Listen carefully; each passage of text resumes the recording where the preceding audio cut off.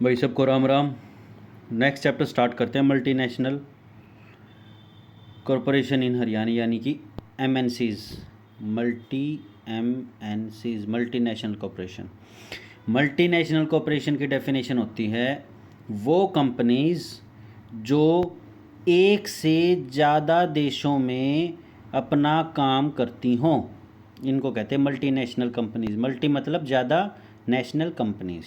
ठीक है, जैसे टाटा एक से ज़्यादा, तो ये एमएनसी होगी। इन्फोसिस क्या है, एक से ज़्यादा देशों में काम करती है, तो ये एमएनसी होगी।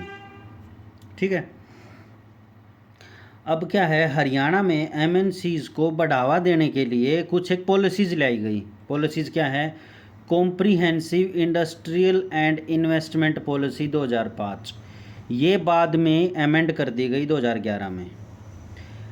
फिर आई एंटरप्राइजेज प्रमोशन पॉलिसी 2015 में। इसने क्या है, इसने एंटरप्राइजेज प्रमोशन पॉलिसी ने हेल्प किया ज़्यादा इन्वेस्टमेंट हमारे हरियाणा में आए बहुत सारी इकोनॉमिक सेक्टर से। मतलब कि बैंक्स आए, मतलब कि कोई मशीन बनाने वाली कंपनी आए, ऐसे करके जो हमारे यहाँ पे पैसा जनरेट करे, बेसिकली जॉब्स जनरेट करे, जो हमारे लोगों को पैसा दे।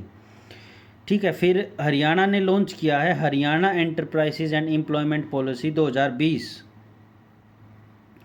किस लिए लॉन्च किया है, ये लॉन्च किया है ताकि जो बाहर का पैसा है उसको अट्रैक्ट कर सके, फॉरेन इन्वेस्टमेंट को अट्रैक्ट कर सके।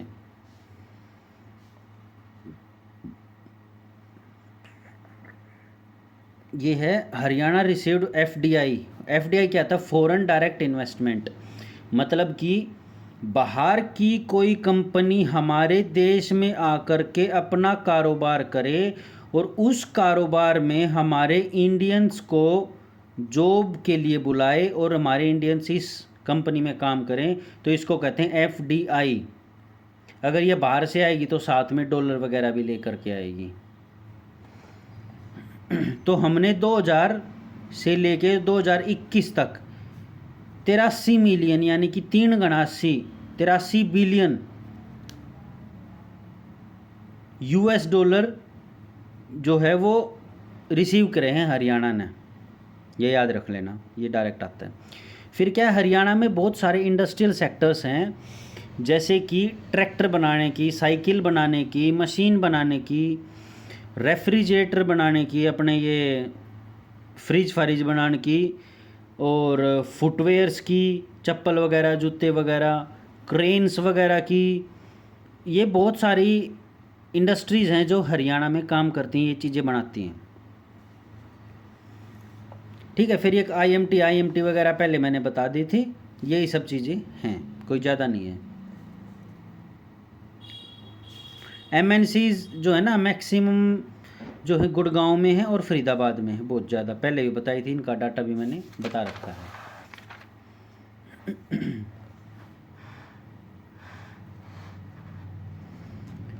अच्छा जी, अब आ जाते हैं मीनिंग ऑफ मल्टीनेशनल कॉर्पोरेशन। देखो मैंने पहले बता दिया, whose sphere of activity over more than one country, जो एक से ज़्यादा में है। अब इसी की डेफिनेशन में यूएन कुछ और कहता है। यूएन कहता है जिस कंपनी के एरिया में फैक्ट्री हो, माइन हो, सेल्स का काम होता हो और ऐसे ही कई काम हो, और उस कंपनी का ऑफिस 2 या 2 से ज़्यादा कंट्रीज़ में हो, तो उनको कहते हैं एमएनसीज। हर एक की डेफिनेशन अलग अलग होगी, उसके हिसाब से होगी। जैसे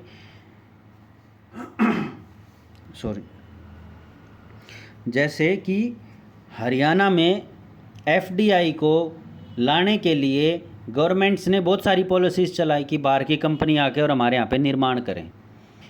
तो हमने क्या किया, उस डेफिनेशन को थोड़ा सा छोटा कर दिया। हमने कहा कि भाई अगर आपने एक देश में भी किया ना और आप दूसरे देश में हमारे में कंपनी लगा रहे हो, तो हम आपको एमएनसी का दर्जा दे देंगे। ठीक है, इसने यूएन ने कहा 2 या 2 से ज़्यादा, मतलब 2 में होना कंपलसरी है। हमने कहा भाई 1 में हो कोई दिक्कत नहीं, दूसरी मारे में ला लो। अब इसके फीचर्स क्या क्या हैं, मतलब कैसे पता करें कि ये कंपनी एमएनसी है या नहीं है।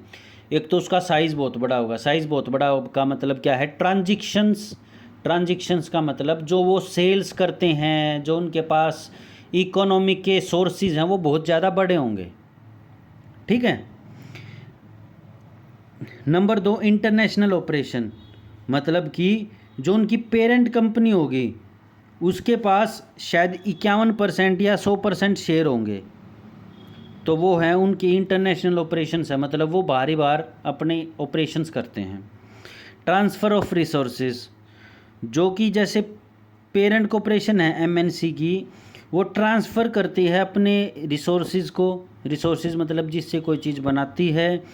पेरेंट कॉरपोरेशन मतलब कि कोई कंपनी, जैसे टाटा इंडिया की कंपनी है लेकिन टाटा कई देशों में और में भी काम करती है, तो टाटा पेरेंट कंपनी किसकी हुई, इंडिया की, यानी कि जहाँ से उस कंपनी का सोर्स है बनने का।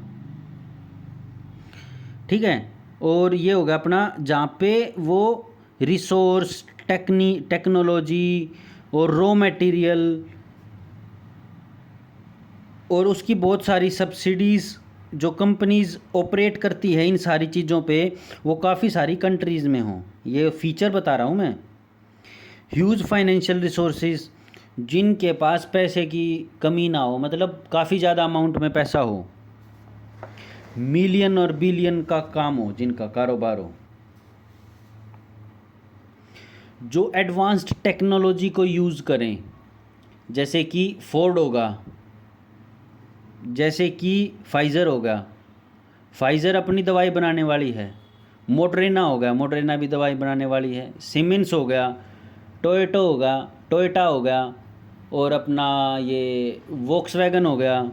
ये ऐसे ही ये अपना जो है ना आर एन डी का मतलब रिसर्च एंड डेवलपमेंट में बहुत सारा पैसा खर्च करती हैं।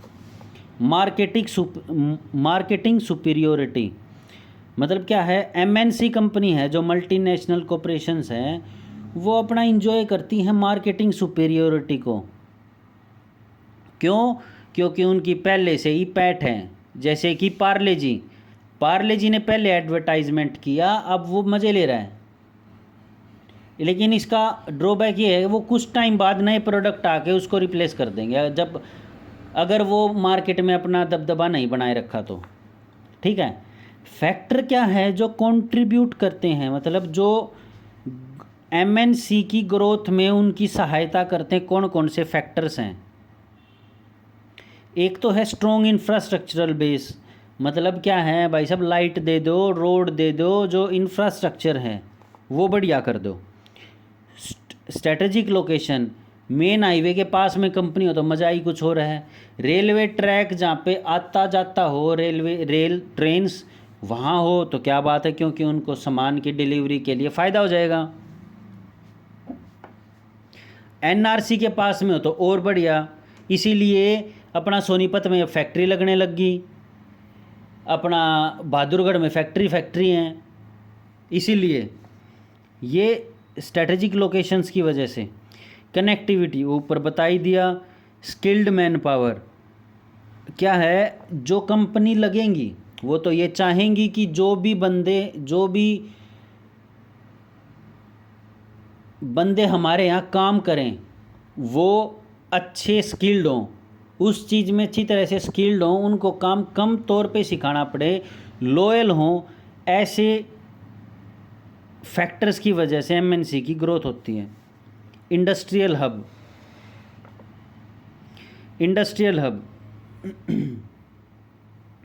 क्या हो, हरियाणा जो है एक बहुत बड़ा इंडस्ट्रियल हब के तौर पे उभर के आया है, जिसमें बहुत सारी मैन्युफैक्चरिंग होती है। जैसे ये tractor, motorcycle, bicycle, refrigerator, scientific instrument, crane, sanitary wares, मतलब बहुत सारी चीज़ों का यहाँ पे हब है। ये नहीं है भाई एक ही कंपनी है और वो अपना स्ट्रगल करती रहेगी, नहीं, बहुत सारी हैं।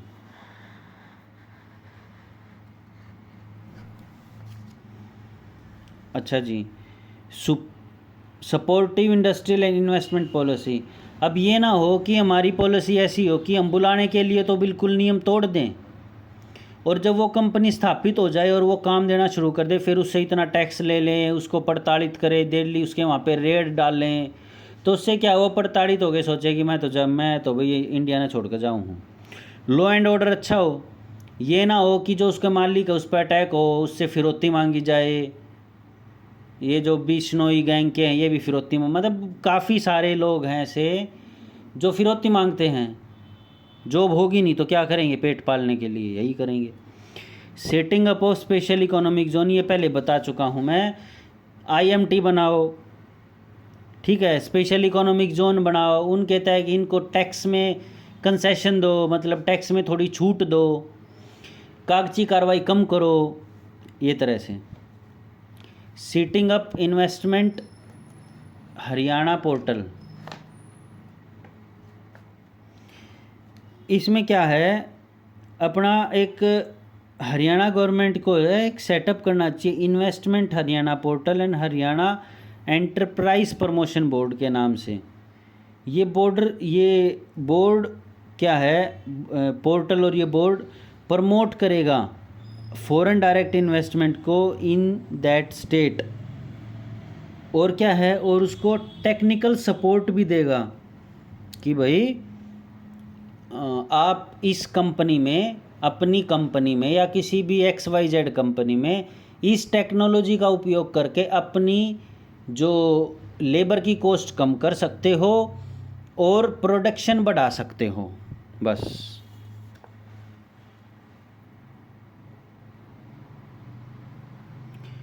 Growth oriented information technology policy. अब क्या है, growth oriented information technology policy क्या है, 2000 में आई। इसका ऑब्जेक्टिव था कि हरियाणा में IT सेक्टर मतलब ज़बरदस्त आ जाए, एक तरफा हो जाए। फिर क्या, इसके लिए क्या किया, इंफॉर्मेशन टेक्नोलॉजी एनेबल्ड सर्विस चलाई गई, जिसने प्रमोट किया IT सेक्टर को, इंडस्ट्री को और प्राइवेट सेक्टर को, और IT इंडस्ट्रीज़ को कि भी आप यहाँ पे आके और अपनी कंपनीज लगाओ, जैसे कि साइबर सिटी मतलब गुड़गांव। इस पॉलिसी से हमारे जो गुड़गांव को हुआ वो बहुत ज़्यादा फ़ायदा हुआ, पैसा ही पैसा आया। अब वहाँ के नगर निगम के पास बहुत सारा पैसा है, फिर भी रोड टूटे पड़े हैं गति। सेटिंग अप इंडस्ट्रियल हब, ये वही भाई IMT बना दो, ठीक है, और अपनी केएमपी एक्सप्रेसवे से बहुत ज़्यादा सहायता होती है, उसके पास में दे दो उनको। डेवलपमेंट ऑफ इंफ्रास्ट्रक्चर, ये क्या है, जो स्टेट है इन द कंट्री, जैसे अपना यूपी हो गया, यूपी को 100% इलेक्ट्रिफिकेशन करनी चाहिए हर MNC में या हर कंपनी में, ताकि उसका जो व्यापार है वो रुके ना, प्रोडक्शन रुके ना। ये वही है, टेक्निकल और प्रोफेशनल एजुकेशन होनी चाहिए। अपने यहाँ पे हैं इसीलिए फ़ायदा हो रहा है उन लोगों को। इन्वेस्टमेंट प्रमोशन सेंटर होना चाहिए, ये क्या है, प्रमोशन सेंटर होना चाहिए, जैसे दिल्ली, चंडीगढ़।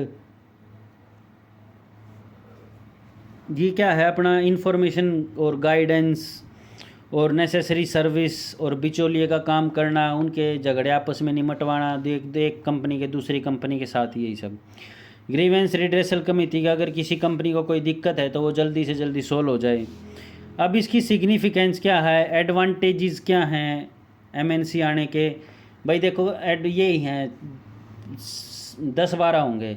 एक तो पैसा बहुत ज़्यादा आएगा, एक एम्प्लॉयमेंट जनरेशन होगी, एक जो MNC आती है अपने साथ टेक्नोलॉजी लेके आएगी, ठीक है, अपने साथ नॉलेज लेके आएगी, अपने साथ फॉरेन एक्सचेंज भी लेके आएगी, अपने साथ हमारे जो है उससे एक्सपोर्ट इंक्रीज़ होंगे,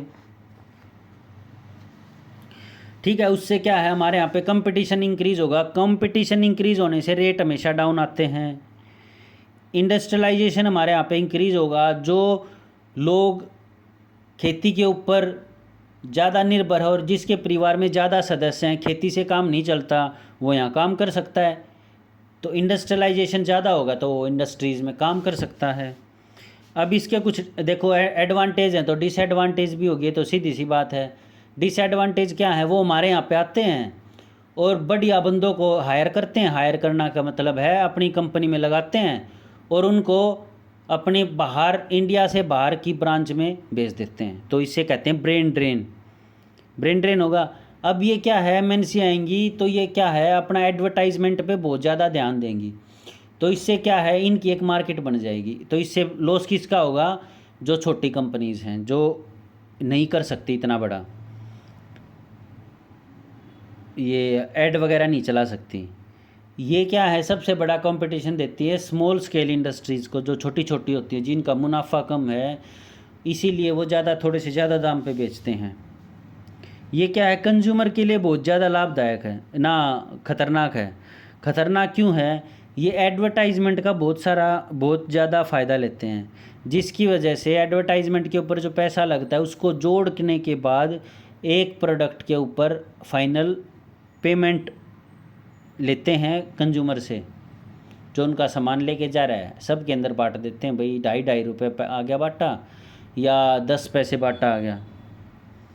रॉ मटेरियल को वो परचेज करते हैं फॉरेन सब्सिडीज़ के थ्रू। टैक्स की चोरी करते हैं, टैक्स को हमेशा बचाएंगे ऐसा हो ही नहीं सकता। कोई कंपनी अंडर बिल्कुल सही तरीके से टैक्स को भरे, नहीं, चाहे वो रीजनल हो चाहे वो एमएनसी हो। अनबैलेंस्ड रीजनल डेवलपमेंट, अब बाहर की कंपनी आके किसी रूरल एरिया में काम करेगी, कर लेती है मान लो, तो वो क्या करेगी, वो जो वहाँ पे ऑलरेडी साधन, कमाने के साधन है, उनको बंदी सा कर देगी। सजेशन ऑफ रेगुलेटिंग एमएनसी, अभी हम सजेशन पढ़ लेते हैं। सजेशन क्या है भाई, इनको रेगुलेट भी तो करना है। अगर ये लगाम छुड़ागी तो ये तो खा जाएंगी पूरे हरियाणा ने। अब इसमें क्या है, इसमें कहता है भाई कि गवर्नमेंट का इंटरफेयर होना चाहिए। क्या भाई, गवर्नमेंट उनके ऊपर संचालन करे, उनको बेचने दो, उनको बनाने दो, पर उनका सारा का सारा देख रेख गवर्नमेंट करे। लोकेशन बहुत ज़रूरी है। लोकेशन ज़रूरी क्यों है, कुछ जो भी इंडस्ट्रीज़ आएँ उनको बोलो कि भाई आप बैकवर्ड सेक्शन में, रूरल एरियाज़ में जाओ और वहाँ पे लगाओ अपनी फैक्ट्री। तो इससे क्या है, वहाँ के लोगों को रोज़गार मिलने की प्रोबेबिलिटी ज़्यादा होगी। सुपरविज़न हमेशा गवर्नमेंट का होना ही होना चाहिए। ऐसा कर लो 3 या 4 महीने में उसके ऊपर रेट डाल के और सब कुछ कागज़ खंगाले जाएं। बेनिफिशियल कोलैबोरेशन, इसमें क्या है, रिसर्च और डेवलपमेंट होगी। बेनिफिशियल कोलैबोरेशन क्या है, इसमें क्या, government should allow collaboration of MNC in those area whose domestic sector is lagging behind. अब ये क्या है, गवर्नमेंट इन लोगों को कह सकती है कि भाई फलाना एरिया, रेवाड़ी एरिया बहुत ज़्यादा पिछड़ा हुआ है, तो आप अपनी फैक्ट्री रेवाड़ी में लगाओ और कहीं नहीं लगाओगे। ठीक है। रिसर्च एंड डेवलपमेंट, ये क्या है, अपने जहाँ पे भी, जैसे मारुति है, मारुति जापान की है, लेकिन इंडिया में ये रिसर्च डेवलपमेंट का भी काम करते हैं। ठीक है। ये और setting up of the basic and heavy industries, इसमें क्या है, हम एनकरेज करते हैं कि आप हैवी और बेसिक इंडस्ट्री लगाओ हमारे इंडिया में। मोनोपोलिस्टिक टेंडेंसी, अब ये ना हो कि भाई ये जो एमएनसीज़ हैं ये अपने दाम को इतना घटा दें कि जो दूसरी कंपनीज़ हैं वो सेम प्रोडक्ट को बेच रही हैं वो बिल्कुल ख़त्म हो जाए। जैसे कि रिलायंस ने किया था जियो के केस में, उन्होंने इतने दाम घटा दिए हद से ज़्यादा कि जो आइडिया हो गया अपना और दूसरी हो गया कंपनीज़, वो ठप होने की कगार पे आ गई थी। तब ये उस चीज़ से बचने के लिए competition commission of India CCI के पास गए कि भी देखो इन्होंने नियम तोड़े हैं मार्केट के, तो इसीलिए इनके ऊपर फाइन लगाया जाए। ठीक है। लेस डिपेंडेंसी, ये क्या है, as far as possible dependency of multinational corporation should be reduce to the minimum. हमारी डिपेंडेंसी कभी भी किसी भी MNC कंपनी के ऊपर ज़्यादा नहीं होनी चाहिए। अगर एमएनसी कंपनी के ऊपर हमारी डिपेंडेंसी ज़्यादा होगी तो वो रेट हमेशा बढ़ाएगी, बढ़ा के रेट को बेचेगी। तो भाई ये था एमएनसी, ये ख़त्म हो चुका है। All the very best. अगर पसंद आए तो लाइक कर देना और अपने दोस्तों को भेज देना यार। एंड एक आप लोगों से मेरी तरफ से गुजारिश है कि इन चैप्टर्स को पार्ट बाय पार्ट देखो प्लीज़। अगर आप एक पार्ट जैसे दूसरा देख लिया या चौथा देख लिया तो बीच के पार्ट्स गायब हो जाएंगे। ये क्या है, मैं पार्ट्स टू पार्ट समझाता रहा हूँ, तो इससे आप लोगों को समझने में बहुत ही ज़्यादा सहायता मिलेगी। मैं free of cost education provide कर रहा हूँ, इसीलिए कर रहा हूँ ताकि हर बंदे को, हर स्टूडेंट को बेनिफिट हो। और वो जो ये कोचिंग है, धंधा चला रखा है इन लोगों ने, वहाँ पे पैसे इन लोगों के वेस्ट ना हो, उन पैसों का कहीं और अच्छे ढंग से उपयोग कर सकें। कोई बुक ले आओ, उसको खुद पढ़ो, सेल्फ पढ़ो टाइम हो तो, नहीं तो यहाँ लेक्चर्स देख के और फिर उस बुक को पढ़ लो कहीं पे भी। चलो, all the very best and signing out, bye bye.